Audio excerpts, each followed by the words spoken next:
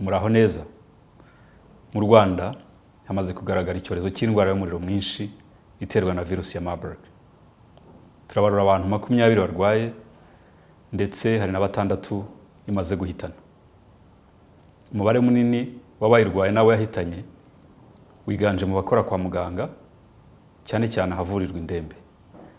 Minisiteri y'Ubuzima, inzego za leta zindi n'abafatanyabikorwa turi gukorana gushakisha abahuye n'aba barwayi ndetse n'abahuye n'abitabye Imana.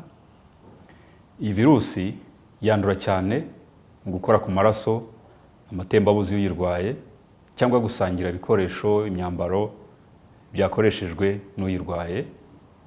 Uwanduye virusi bishobora gufata hagati y'iminsi 3 kugera ku byumweru 3 ataragaragaza ibimenyetso. Ni indwara igira ubukana bwinshi ku buryo wahuye nayo agira ibyago byinshi byo kuba yamuhitana. Cyakora turi gukora ku buryo hapimwa kare abagaragayeho uburwayi bagakurikiranwa kugira ngo twirinde ko hagira abaremba cyangwa hagira abongera guhitanwa nayo. Ibimenyetso biranga iyi ndwara ni umuriro mwinshi, kubabara umutwe, kuruka, gucibwamo n'ibindi. Wahuye n'urwaye iyi ndwara wese tumushakiraho akurikiranirwa, hari abaganga kugira ngo turebe ko atagaragaza ibimenyetso, yanabigaragaza agahabwa ubuvuzi bukwiriye. Abitabye Imana nabo tubaherekeza mu cyubahiro, hirindwa ko hatagira abahandurira. Turi gukora n'imiryango mpuzamahanga dukumira iki cyorezo. Mu gihe dukomeje ibikorwa byo gukumira no guhangana n'iyi virusi ya Marburg, namwe hari ibyo tubasaba. Icya mbere ni ukudakuka umutima.